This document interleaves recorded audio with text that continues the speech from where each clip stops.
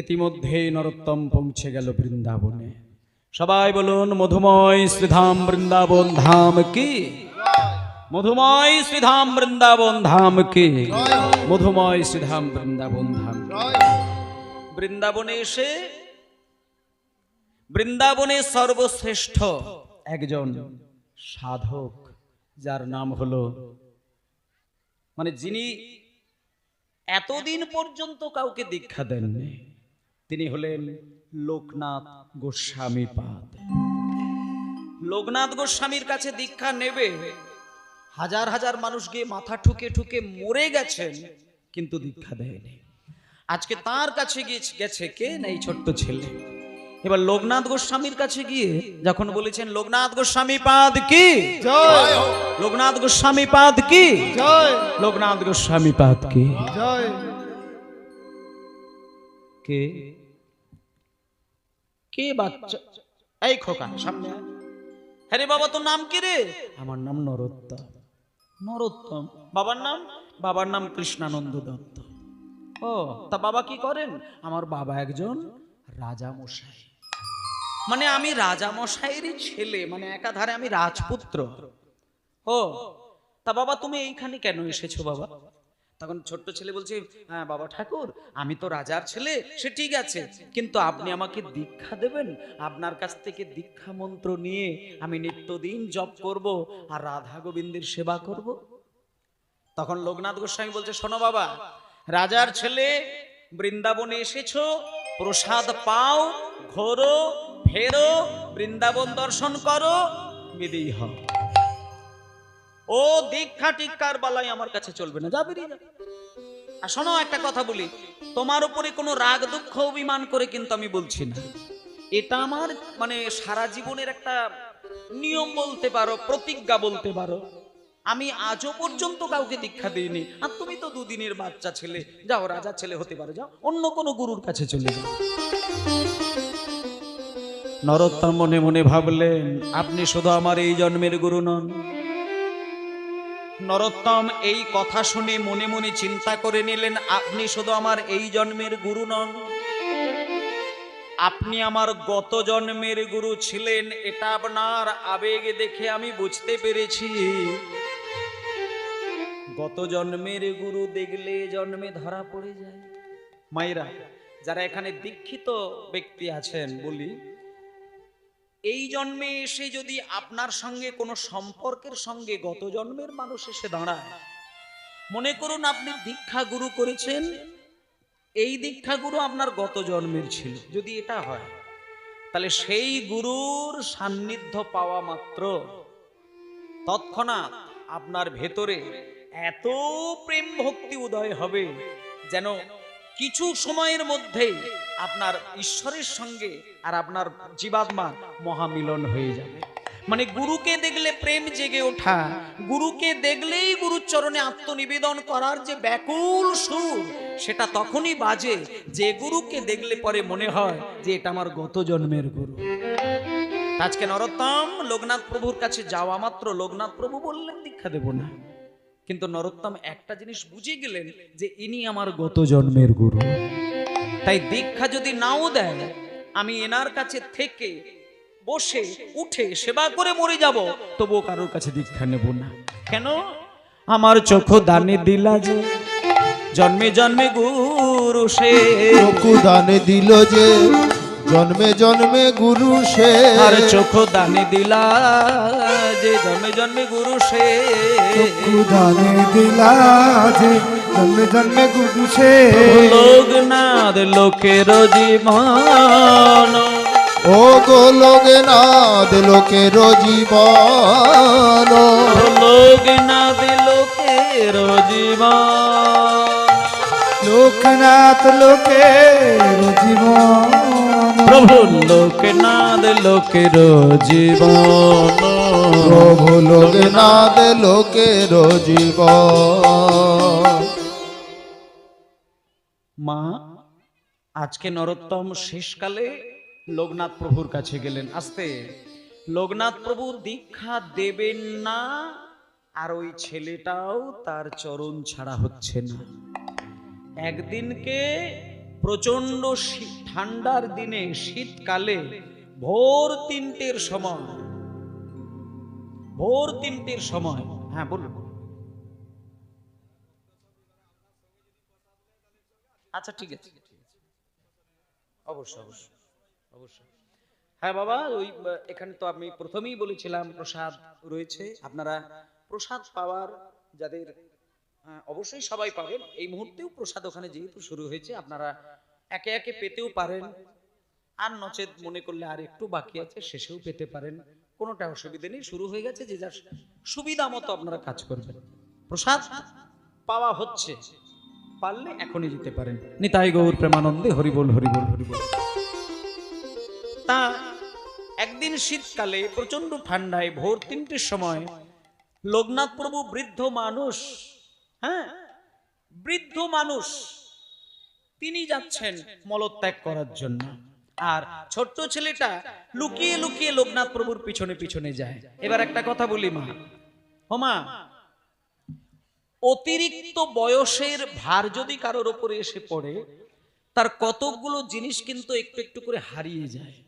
যেমন বেশি বয়স হয়ে গেলে প্রথমত দৃষ্টি শক্তিটা কমে যায়, তারপরে কানে একটু কম শোনে, স্মৃতি শক্তি অনেকটাই কমে যায়।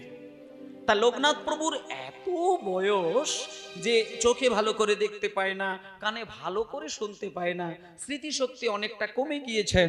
মানে গত কয়েকদিন আগে যে সব জায়গাগুলো পায়খানা করে আসেন, পরের দিনে গিয়ে মনে রাখতে পারে না যে কোন জায়গাটা পায়খানা করেছিলেন। কিন্তু ওনার নিয়ম, ভোর 3টের সময় উনি উঠে মলত্যাগ করতে যাবে যমুনার পাড়ে, সঙ্গে কেউ থাকে না। এত বৃদ্ধ, বয়সের চাপে কোমর পড়ে গেছে, নিচু হয়ে যায়, ঠান্ডার দিনে ঘরের বাইরে বার হতে পারে না। কিন্তু লোকনাথ প্রভু কিন্তু খালি গায়ে ধুতিটা কোন রকমে জড়িয়ে কাঁপতে কাঁপতে নদীর ধারে যায়।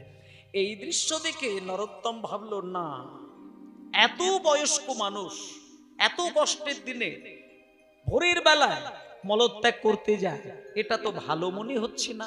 আমি বরং নিত্যদিন ওনার পিছনে পিছনে যাব, যদি কোনোদিন কোনো গুরুদেবের বিপদ হয়ে যায়, ওই সুযোগে আমি গুরুদেবের চরণের সেবার অধিকারী হব। মানে গুরু সেবা করলে যে সুখ পাওয়া যায়, সেই অনুভূতি যদি কারোর জেগে যায়, জানতে হবে পরিপূর্ণ রাধারানীর প্রেম সুধা তার হৃদয়ে এসেছে। কারণ রাধা তত্ত্ব কারোর হৃদয়ে না জাগলে গুরু সেবা করার ব্যাকুলতা কিন্তু তার জাগবে না। তাই শোনে, রাধে বলে কাঁদলে রাধারানীকে পাওয়া যায় না, রাধারানীর প্রেম সুধা পাওয়ার জন্য ব্যাকুলতা থাকতে হয়। তা মায়েরা, আজকে যখন ওই ভোরের বেলা মলত্যাগ করতে যাচ্ছে, বারবার পায়খানায় পা তুলে দিচ্ছে, আর নিজের ঘেন্না লাগছে বলে, শরীরটা ঘিন ঘিন করছে বলে বারবার গিয়ে যমুনায় স্নান করছে। এই বারবার স্নান আর বারবার পায়খানায় যাওয়া, এই দৃশ্য দেখে নরোত্তম চিন্তা করে নিল, আজকে থেকে গুরুদেবের এই কষ্ট আমি আর হতে দেব না।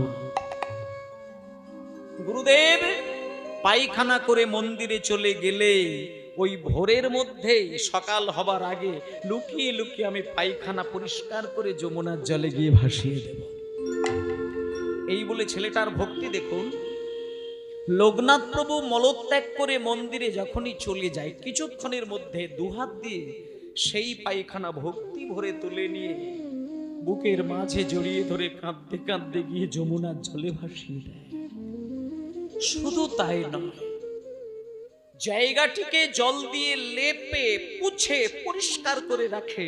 গুরুদেব যদি ওই জায়গায় এসেও যায়, গুরুদেবকে যেন বারবার স্নান টানা করতে হয়। আসলে মায়েরা, একটা কথা কি জানেন, এই পায়খানার শব্দটা বললাম, শুনে নিন। যারা সাধক হয়, যারা মুনি ঋষি হয়, যারা পরম বৈষ্ণব হন, তাদের পায়খানা আর আমাদের মতন সাধারণ মানুষের পায়খানা কোনোদিন এক নয়। শাস্ত্র বলছে সাধারণ মানুষের পায়খানাটা পায়খানা, কিন্তু পরম ত্যাগী বৈষ্ণবের পায়খানাকে বলা হয় বিষ্ঠা। তাই লোকনাথ প্রভু তিনি পরম বৈষ্ণব, তার পায়খানা পরিষ্কার করলে মানব জীবনকে ধন্য করা যায়। আজকে কোনো সন্তানের কাছে তার সর্বশ্রেষ্ঠ গুরু হচ্ছে তার পিতা মাতা, কিন্তু দুঃখটা কোথায় জানেন? কটা বাড়ির ছেলে তার নিজের জন্ম দেওয়া মা বাবার পায়খানা পরিষ্কার করে। আপনার হাত ধরে যে মেয়েটি লোকনাথ প্রভুর বিষ্ঠা ছোট্ট ছেলেটা নিজ দায়িত্বে নিজ হাতে নিত্যদিন পরিষ্কার করেন, কিন্তু একদিনকে লোকনাথ প্রভু, এটা তো একদিন দুদিন ঘটেনি, ঘটছে তো বছরের পর বছর। একদিন লোকনাথ প্রভু নিজ হাতে ছেলেটিকে ধরে ফেললেন, ধরেই ছেলেটিকে বুকে জড়িয়ে ধরে পাগলের মতো কান্না। কারণটা দুটি কারণ। নরোত্তমকে বক্ষ মাঝে জড়িয়ে ধরে বলছে, ওরে নরোত্তম, জীবনে আমি কাউকে কোনোদিন দীক্ষা দিই না। তার মূলত দুটি কারণ। এক নম্বর কারণ হচ্ছে, কেউ যদি দীক্ষা নেয়, গুরুর কাছ থেকে মন্ত্রের দ্বারা শুধু মন্ত্র নয়, তার ভক্তিটাকেও সঞ্চয় করা যায়। আর শিষ্য যদি গুরুকে সেবা করে, গুরু যদি সেই শিষ্যের সেবা গ্রহণ করে, পরের জন্মে তার কাছে ঋণী হয়ে যেতে হয়। কিন্তু রে নরোত্তম, আমি কারোর ঋণ, কারোর সেবা নেব না বলে আমি জীবনে কাউকে কোনোদিন দীক্ষা দিই না। আর তুই আমার এই চরম সেবা করে তুই আমায় ঋণী করে দিলি বাবা। আই বাবা, আমি যদি তোকে দীক্ষা না দিই, আমি ভগবানের কাছে বড় অপরাধী হয়ে যাব। আয়, আমি আজকে তোকে বুকে জড়িয়ে ধরে তোকে দীক্ষা মন্ত্র দিয়ে দিলাম। তবে একটা কথা শোন, তুই হলি আমার জীবনের প্রথম শিষ্য, আর তুই হলি আমার জীবনের শেষ শিষ্য। নরোত্তম দীক্ষা পেয়ে গেল। এইবার নরোত্তমকে দীক্ষা দিয়ে দিলেন লোকনাথ প্রভু। এবার সব শেষে, এবার দেখুন মা শেষের দিকে চলে গেল। শ্রীনিবাস আচার্য প্রভু তিনি আসলেন। তিনি এসে বললেন, নরোত্তম, তোমার সম্পর্কে আমি সব কথা জানি। আমি শুধু তোমাকে নিজে থেকেই আসলাম, এসে বলতে চাইলাম, রাধা গোবিন্দের চরণে যদি তোমাকে সেবা করতে হয়, সাধারণ স্তরের মানুষের মতন করে তুমি সেবা করবে না। তোমাকে সেবা করতে হবে যে পথ ধরে, সেটা আমি তোমাকে বলে দিই। তুমি ঘরের দরজা জানালা বন্ধ করে দিয়ে, তুমি চোখ বন্ধ করে এমন ভাবে তুমি ধ্যান করবে, তোমার হৃদয়ের মধ্যে রাধা গোবিন্দকে দেখতে পাবে। আর রাধা গোবিন্দকে যখন দেখতে পাবে, ওই ধ্যানের মধ্যেই তুমি এক বাটি দুধ গরম করে তাদের মুখের সামনে ধরবে। এইটাই হবে তোমার কৃষ্ণ সেবা। এইবার নরোত্তম ধ্যানের মধ্যে ডুবে গেল। এইবার নরোত্তম ধ্যানের মধ্যে ডুবে গেল। ধ্যানের মধ্যে ডুবে গিয়ে দেখতে পেল দুটো ভ্রুর মাঝে একটা তীব্র আলো, আর সেই আলোর মাঝখানে দেখতে পেল সারা বৃন্দাবন, আর সেই বৃন্দাবনের মাঝে দেখলো একটা ছোট্ট কুঞ্জবন, আর সেই কুঞ্জবনের ভেতরে দেখলো সোনার বেদির উপরে রাধা কৃষ্ণের কথোপকথন। দেখলো রাধা কৃষ্ণ প্রাণ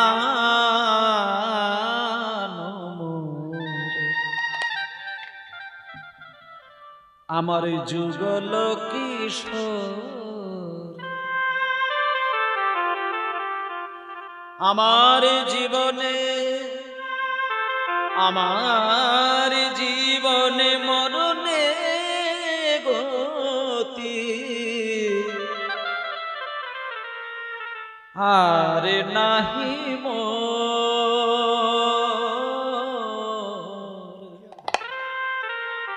রাধা কৃষ্ণ প্রাণ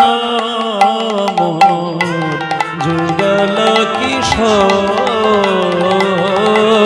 হরি হরি কৃষ্ণ প্রাণ যুগল কিশোর। আমার জীবনে মরণে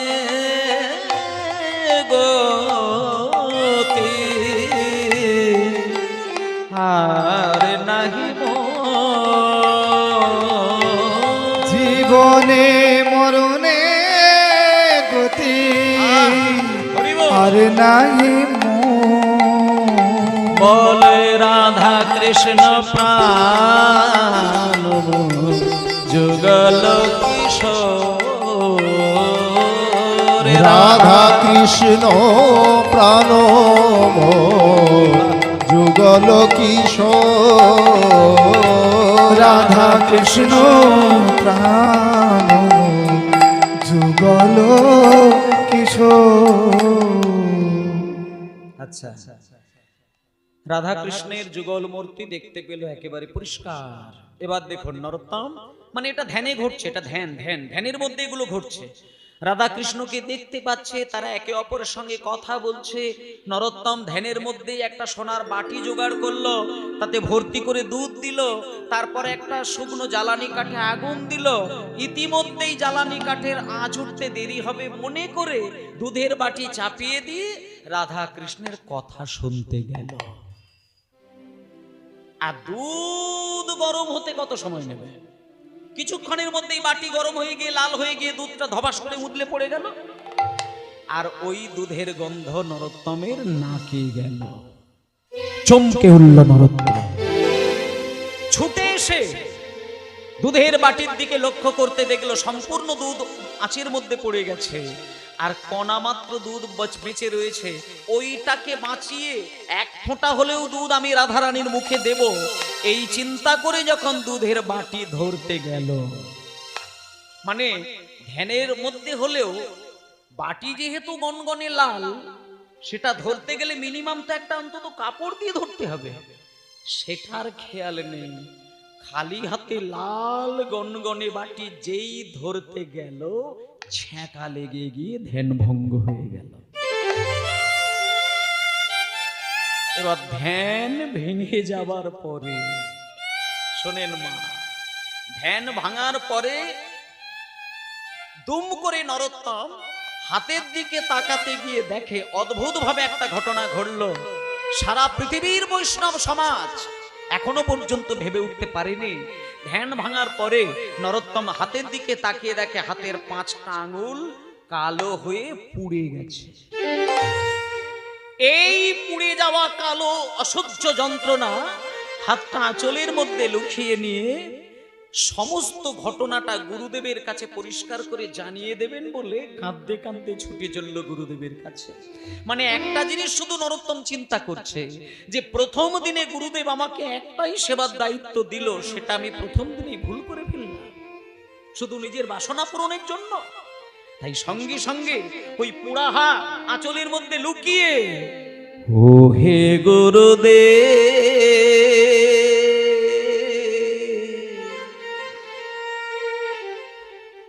হে আমি কি করিলাম,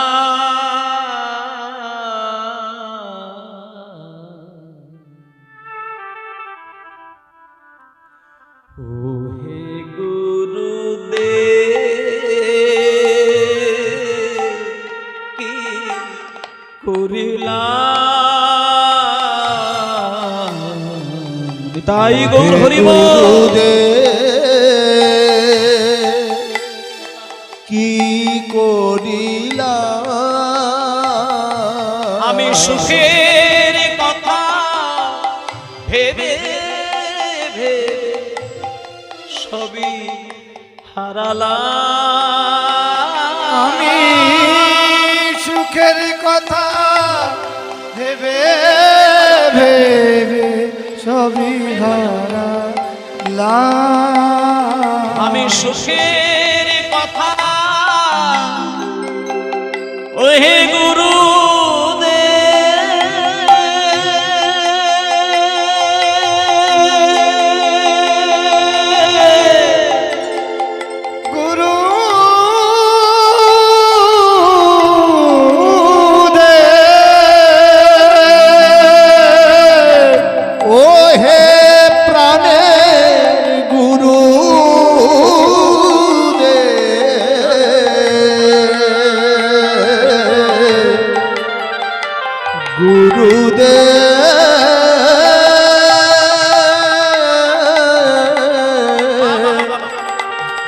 গুরুদেব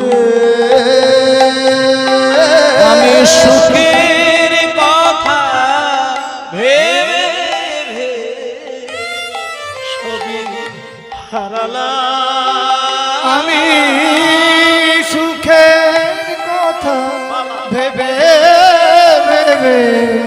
সবই হারালাম। ও হে গুরুদেব কি করিলাম, ও হে গুরুদেব কি করিলা হে গুরুদেব কি করিলাম। আসলে মায়েরা, সন্তানের অন্তরে যদি কোনো ব্যথা চাপা থাকে না, মাকে কিন্তু সেটা লুকানো যায় না। হাজার হোক নারী ছেদন করা সম্পদ তো, যে মায়ের গর্ভ থেকে ছেলের জন্ম হলো 10 মাস 10 দিন, সেই ছেলে যদি আমেরিকায় থাকে, মা যদি এই মেদিনীপুর জেলায় থাকে, আমেরিকাতে যদি ছেলের বুকের যন্ত্রণা হয়, বাৎসল্য রসের নারী ছেড়া ধন টানে, বাৎসল্য প্রাণের টানে, মা ঘুমিয়ে ঘুমিয়েও সেই যন্ত্রণাকে অনুভব করেন। তাই ও মা, যিনি সত্যিকারের সদ্গুরু হবেন, শিষ্য যা কিছু করে গুরু কিন্তু সেটা টের পায়, এটা সবসময় জানবেন। নরোত্তম যা কিছু ঘটিয়েছে সবকিছুকে কাঁদতে কাঁদতে আঁচলের মধ্যে হাত লুকিয়ে নিয়ে গুরুদেবের কাছে এসে যখন বলতে যাবে, গুরুদেব ছুটে এসে নরোত্তমের হাত চাপা দিয়ে দিলেন, মুখ চাপা দিয়ে দিলেন। গুরুদেব একটা কথাই বলল, নরোত্তম কিছু বলিস না, আমাকে কিচ্ছু বলতে হবে না রে, আমি সব জানি, সব জানি। শোন বাবা শোন, কালকে যখন আমি তোকে বললাম যে তুই ধ্যান কর ধ্যান কর ধ্যান কর ধ্যান কর, আমি এ জীবনে কত মানুষকে বলেছি ধ্যানে ডুব দিতে, আজ পর্যন্ত তোর মতন করে কেউ ধ্যানের মধ্যে ডুব দেয়নি। তুই যখনই দরজা জানালা বন্ধ করে ধ্যানে বসলি, পরক্ষণে আমি আমার সেবা কুঞ্জে বসে আমি ধ্যানে ডুব দিয়ে সম্পূর্ণ জিনিসটা আমি তোকে দেখছি। তাই তুই ধ্যানের মধ্যে যা করেছিস আমি সব জানি। শোন বাবা, প্রথম দিনে ছোট্ট একটা ভুল হয়তো তোর হয়ে গেছে, কিন্তু আমি গুরুদেব হয়ে বলছি এ ভুল জীবনে তোর হবে না, আর হবে না। আর আজ থেকে আমি তোকে একটা কথা দিলাম, আজ থেকে তোর নাম শুধু নরোত্তম দাস নয়, আজ থেকে সারা বৈষ্ণব জগতে তোমার নাম হবে বিশিষ্ট বৈষ্ণব আচার্য ঠাকুর নরোত্তম দাস। নিতাই গৌর প্রেমানন্দে হরি। নরোত্তম, তোমাকে আর এখানে থাকতে হবে না, তুমি যেমন বাংলার ছেলে বাংলায় চলে যাও, বাংলায় গিয়ে বাঙালিদেরকে তুমি উদ্ধার করো, এটাই তোমার আসল কাজ হবে।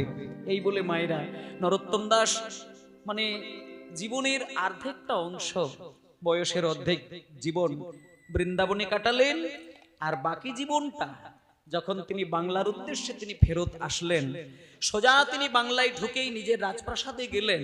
রাজপ্রাসাদে ঢুকেই সংবাদ পেলেন যে অনেকগুলো বছর আগে তার মা বাবা পরলোক গমন করেছেন। তিনি বাড়িতে আসলেন, রাজপুরীতে প্রবেশ করে মা বাবার দর্শন পেল না। রাজপ্রাসাদের যিনি সেই মুহূর্তে যিনি রাজা, তিনি নরোত্তমেরই একজন খুড়তুতো ভাই, তার নাম হলো সঞ্জয়। সঞ্জয় যখনই দেখলো বৃন্দাবন থেকে এই রাজ্যের এই রাজবাড়ির যিনি রাজা তার একমাত্র পুত্র নরোত্তম এসেছেন, সঞ্জয় সিংহাসন ত্যাগ করে ছুটে গিয়ে যখন নরোত্তমকে বলল, দাদা তোমার রাজত্ব তুমিই সামলাও, তখন নরোত্তম ভাইকে তুলে নিয়ে বুকে জড়িয়ে ধরে বলে উঠল, ভাই রে, আমি যদি রাজা হতাম তোর জন্মের অনেক আগেই রাজা হয়ে যেতাম, আমি রাজা হব না, আমি রাজা হব না রে। বরং তুই রাজা হয়েছিস, আমি তোকে আশীর্বাদ করলাম, তুই রাজত্ব চালিয়ে যা, তুই রাজা হয়ে যা, মানুষের মঙ্গল কর, সমাজের কল্যাণ কর। কিন্তু একটা কথা দাদা হয়ে বলি, যেহেতু তুই রাজা, তুই আমাকে কিছু টাকা দে, অর্থ দান কর, যে অর্থ দিয়ে এই রাজবাড়িতে বিরাট বড় কীর্তন সম্মেলন করব। এই বলে মায়েরা সেই দিন থেকে নরোত্তম দাস ঠাকুর ওই সঞ্জয়ের কাছ থেকে বেশ কিছু টাকা নিয়ে ওই রাজপ্রাসাদে, ওই রাজশাহী জেলায় ওই খেতুরি গ্রামে সর্বপ্রথম কীর্তন সম্মেলন হয়েছিল। এবং সেই খেতুরি গ্রামে আজকে যেমন হরিনাম হচ্ছে আপনাদের বাড়িতে, ওই খেতুরি বাড়িতে প্রথম হরিনাম হয়েছিল। সেখানে নরোত্তম নিজে দাঁড়িয়ে কীর্তন গান গিয়েছিলেন এইরকমই সম্প্রদায় সহযোগে।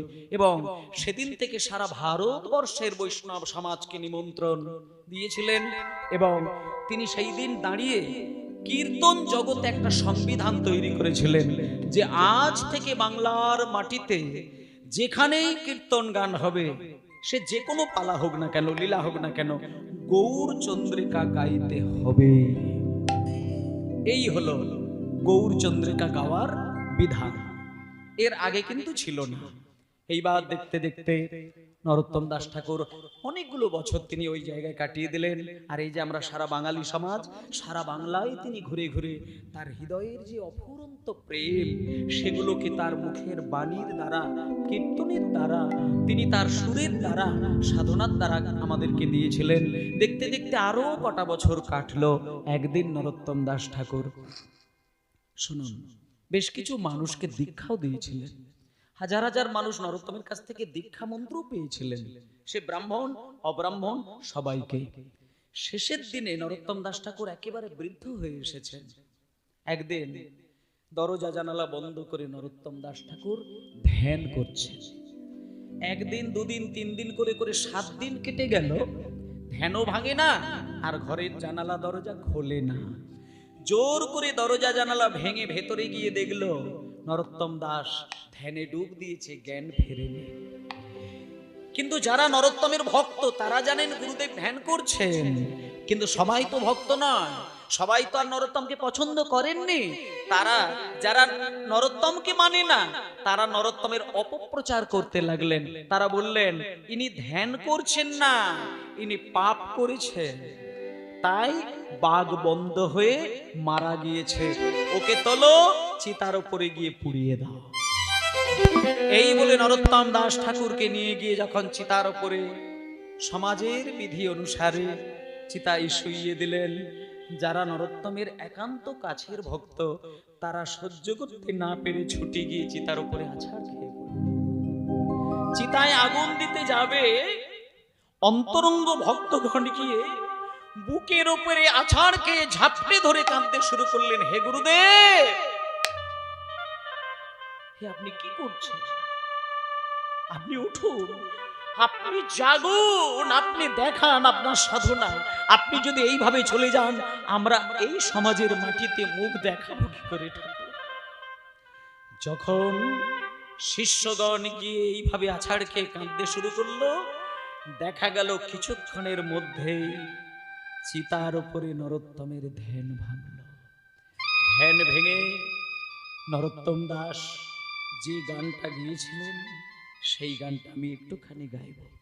এই গান নিত্যদিন সন্ধ্যা বেলায় যদি কোনো মানুষ ঘরের জানালা দরজা বন্ধ করে দিয়ে নীরবে যদি এই গানগুলো গায়, আমি বলবো আহ্নিক করলে যে প্রেম ভক্তি পাওয়া যায়, এই গান শুধু সন্ধ্যাবেলা নীরবে যদি শুধু গাইতে পারে, আপনি স্বর্গের যে প্রেমের স্বাদ আপনি অবশ্যই পাবেন।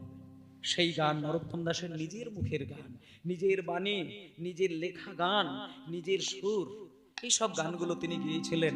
কিন্তু আমি যে গানটা গাইব সেটা ওনার সুরে নয়, কিন্তু ওনার লেখা, ওনার পথ, মানে গানটি উনি নিজে হাতেই লিখেছিলেন। সেই চিতার উপরে বসে গান গাওয়া, একটুখানি মন দিয়ে গানটা আপনারা যদি ইউটিউব সার্চ করেন সেখানেও পাবেন, বা যদি জ্ঞানীগুণী কোনো মানুষজন থাকেন, আপনি শুধু বলবেন নরোত্তম দাস ঠাকুরের প্রার্থনার যে পদ গান, যেটা উনি নিজে হাতেই লিখেছিলেন, এরকম গান শত শত হাজার হাজার ওনার লেখা রয়েছে। আমি একটা গান শেষে গাইছি আমার বিদায় বেলার শেষ গান। একটু বসেছেন, আর 5টা মিনিটের মধ্যে লীলা সমাপ্ত হবে। নরোত্তম দাস ঠাকুর তার উপরে গৌরাঙ্গ বলিতে হবে, পুলক শরীর হরি হরি বলিতে কবে আমার নয়নে বইবে নীর। আরে কাঁপে নিতাই চাঁদ করুণা করিবে, আরে কবে নিতাই চাঁদ করুণা করিবে, বলে আর কবে নিতাই চাঁদ করুণা করিবে।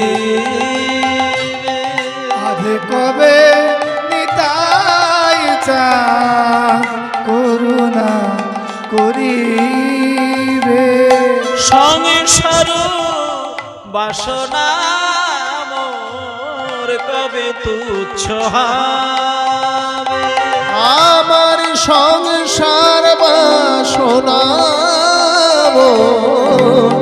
কবে তুচ্ছ হবে, আরে সংসার বাসনা মোর কবে তুচ্ছ হবে।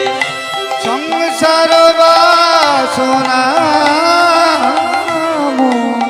কবে তুচ্ছ হবে, বিষয় ছাড়িয়া কবে শুদ্ধ হবে মন, বিষয় ছাড়িয়া কবে শুদ্ধ হবে মন, কবে হাম হেরি বসে মধুর বৃন্দাবন, কবে হাম হেরি বসে মধুর বৃন্দাবন। এই গানটা ওনার নিজের হাতের লেখা গান। গৌরাঙ্গ বলিতে হবে পুলক শরীর, হরি হরি বলিতে কবে আমার নয়নে বইবে নীর। আসলে আমরা কাঁদতে জানি, কিন্তু তার জন্য কাঁদতে জানি না। স্বামীর কষ্ট সহ্য করতে না পেরে কাঁদি, স্ত্রীর কোনো কথা সহ্য করতে না পেরে কাঁদি, সন্তানের ব্যথা সহ্য করতে না পেরে কাঁদি, বিষয় হারানোর ভয়ে কাঁদি, কিন্তু তার চরণ পাবার জন্য কাঁদতে জানি না। যদি একবার তার চরণ ধরে কাঁদতে পারা যেত, তাহলে অনায়াসেই এই স্বর্গের, এই শ্মশানে থেকেও স্বর্গের সুখ পাওয়া যেত। আমরা যেটাকে শ্মশান বলি, নরক বলি, এখানেই স্বর্গ রয়েছে। শুধু তার চরণ জড়িয়ে ধরে কাঁদো, তোমাকে তিনিই স্বর্গের সুখ দেখিয়ে দেবেন। এইভাবে তিনি গান গাইলেন। আরো কটা দিন কাটলো। একদিনকে নরোত্তম দাস ঠাকুর তিনি বললেন, ওগো, আমি যেদিনকে জগৎ ছাড়বো, আমার দেহটা পদ্মা নদীর জলে শুধু ভাসিয়ে দিও। দেখতে দেখতে আরো কটা দিন কাটলো। হঠাৎ একদিন শত শত ভক্তের কোলে মাথা রেখে আর সেই আচার্য নরোত্তম দাস ঠাকুর তিনি পরলোক গমন করলেন এবং যথারীতি ভক্তগণ নিয়ে গিয়ে পদ্মা নদীর জলে ভাসিয়ে দিলেন। এবং সেই নরোত্তম দাস ঠাকুরের সুন্দর দেহটি পদ্মা নদীর জলে সাদা দুধ হয়ে বিলীন হয়ে গেল। আজকে সবাই মিলে বলুন, নরোত্তম দাস ঠাকুর কি জয়, বৃন্দাবন ধাম কি জয়, আপন আপন গুরুদেব কি জয়, জয় জয় ভক্ত বৃন্দ গৌরী যাহার প্রাণ, জয় জয় ভক্তবৃন্দ গৌর যাহার প্রাণ, জয় জয় ভক্ত বৃন্দ গৌরী যাহার প্রাণ, জয় জয় ভক্তবৃন্দ গৌর যাহার প্রাণ। সবে মিলে কর মোরে প্রেম ভক্তি গান, সবে মিলে করো মোরে প্রেম ভক্তি দান, জয় দাও জয় দাও জয় দাও জয় দাও, জয় দাও জয় দাও, জয় দাও জয় দাও, ভরে বাহু তুলে জয় দাও জয় দাও, ভরে বাহু তুলে জয় দাও জয় দাও, মা যশোদা পিতা নন্দের সবাই মিলে জয় দাও, মা যশোদা পিতানন্দের সবাই মিলে জয় দাও, তাই গৌর গৌর হরি বল হরি বল